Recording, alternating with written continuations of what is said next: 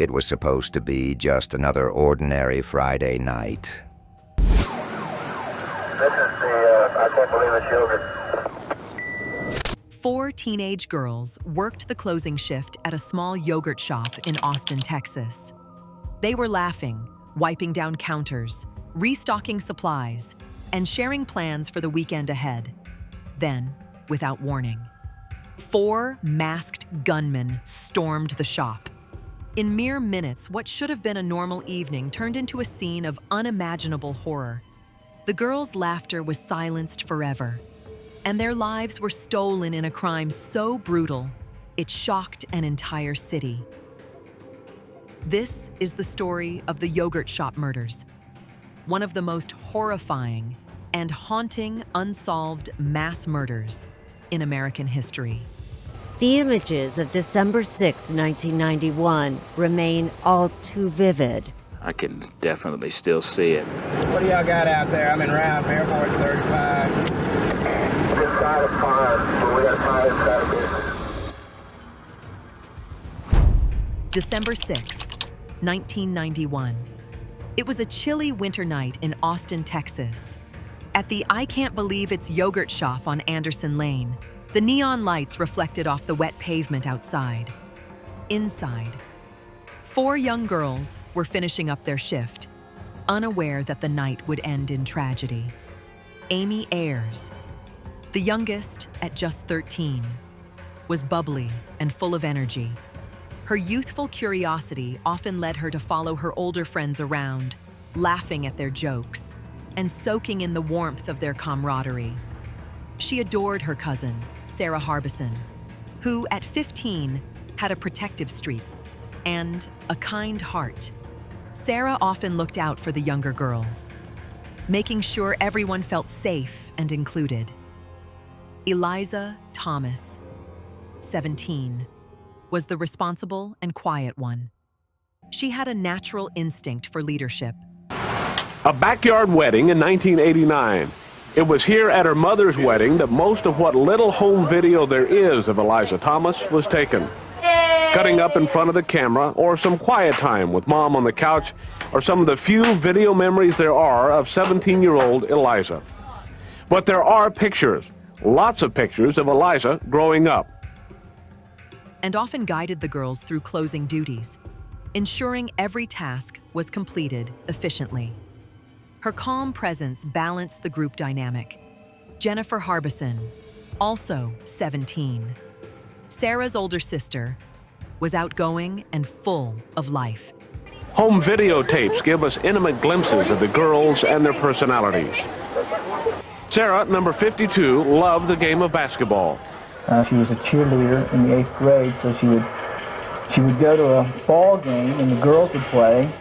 She had plans for her future and looked forward to life after high school with excitement and hope. That evening, the girls shared laughter while sweeping the floors, wiping counters, and replenishing toppings.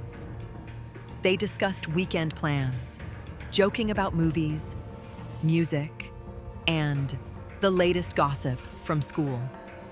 The air was filled with the easy, carefree energy that only comes with youth.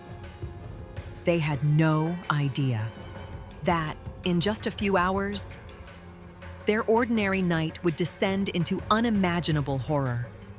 Shortly before midnight, the peaceful hum of the shop was shattered. 4 masked men forced their way inside after the girls had locked the doors for the night.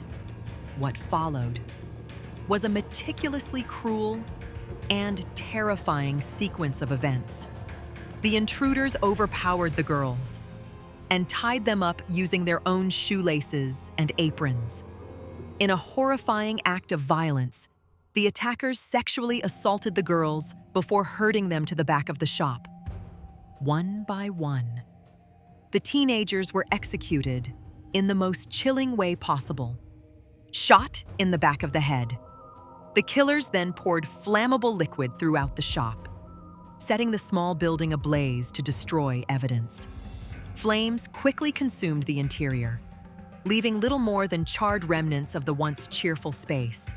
The smell of smoke and burned plastic filled the air, creating an eerie, suffocating atmosphere as the shop became a fiery tomb. When firefighters arrived, they were met with a scene of utter devastation. The bodies of Amy, Eliza, Jennifer, and Sarah were burned beyond recognition. The brutality of the crime stunned the community. Ordinary teenagers who went to work one night had vanished, and Austin was left grappling with the incomprehensible nature of the act. The city mourned deeply. Candlelight vigils, memorials, and a collective sense of grief took hold as residents struggled to process the sheer senselessness of the killings. The yogurt shop murders quickly became a symbol of the darkest aspects of human violence, a crime so cold-blooded that even seasoned investigators were shaken. The investigation into the yogurt shop murders was massive and exhaustive. Hundreds of leads were pursued, thousands of man-hours were logged, and multiple suspects were brought in for questioning over the years. In the late 1990s, 4 men were arrested and convicted based on confessions and witness testimonies. The convictions brought a glimmer of hope to the grieving families. But that hope was short-lived. Legal battles revealed police misconduct and unreliable evidence. Eventually, the convictions were overturned and the men were released. Despite advancements in forensic technology, including repeated DNA testing, the case remains officially unsolved as of 2026. No one has been successfully convicted for the murders of Amy, Eliza, Jennifer, and Sarah. The families of the victims have dedicated decades to pursuing justice.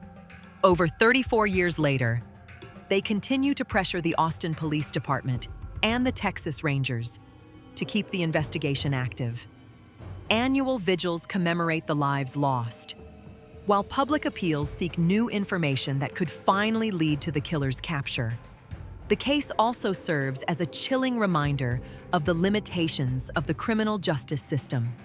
Even with evidence, confessions, and community outrage, some crimes remain unresolved, leaving a haunting question. Can justice ever truly be served?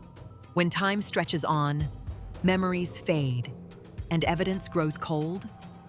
The yogurt shop murders are more than just an unsolved case. They are a scar on Austin's history. The story of these 4 girls continues to inspire public awareness about personal safety, community vigilance, and the need for effective investigative practices. Their lives, full of promise and potential, ended in a manner so horrific, it left a lasting imprint on those who knew them and the city at large. Yet, even in tragedy, their memory persists. Families, friends, and local residents honor their spirits through memorials, storytelling, and calls for justice every year. As the anniversary of the murders approaches, the community is reminded of the fragility of life and the enduring pain caused by senseless violence. The girls' laughter, stolen too soon, echoes in the collective memory of Austin. A reminder that innocence can be violently taken, but never forgotten. 4 teenage girls went to work one ordinary Friday night and never returned home. Their lives were brutally cut short in a crime so cold-blooded, it still chills the spine decades later. The killers remain free, leaving the yogurt shop murders as one of America's most haunting unsolved mass murders. It is a heartbreaking testament to the enduring pain caused by unresolved injustice.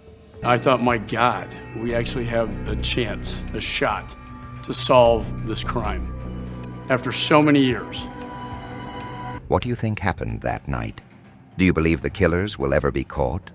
Or has too much time passed for justice to be served? Could new evidence or a tip finally break the case open? Or will this tragedy remain a haunting mystery forever? Share your thoughts and theories in the comments below. Every opinion matters, and your insight could help bring attention to this long unsolved crime. For more chilling true crime stories, hit that subscribe button and turn on notifications. A brand new case drops every single week. Thank you for watching. This is Ship Media. Stay safe out there.